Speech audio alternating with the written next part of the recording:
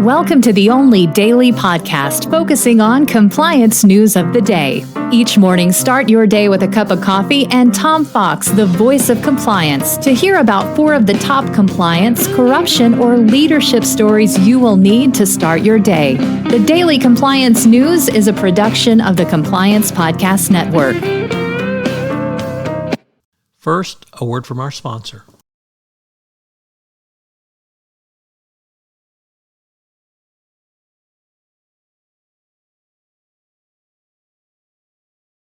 The Daily Compliance News for September 12, 2023, the Paying Attention Edition.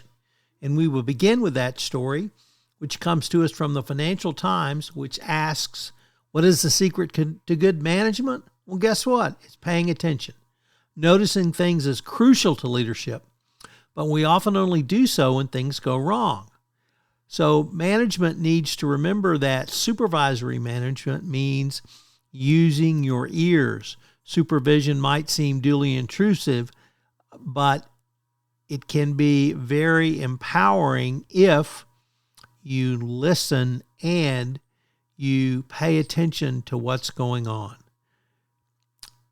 Management has a high maintenance activity and it's hard, but if you will listen and pay attention, you can do much better. Next up, from AML Intelligence, a first-time contributor to the Daily Compliance News, breaks a story that Europe has a massive money laundering and corruption problem. Crime gangs exploit fintech, and Europol warned in a report. The report said that 60% of crime gangs operating in the EU use corruptive methods to obtain their illegal or illicit goals. 80% of the crime networks misuse legal business structures. The criminal landscape is often fractured, and that corruption is creeping within both public and private sectors as it's an indispensable instrument for organized crime.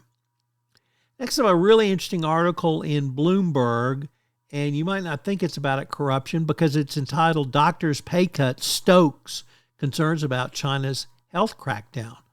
Well, when you cut the salary of doctors, which is already notoriously low, that can lead to corruption. And that's one of the reasons the healthcare system or industry or sector in China is so corrupt, is they pay such low salaries.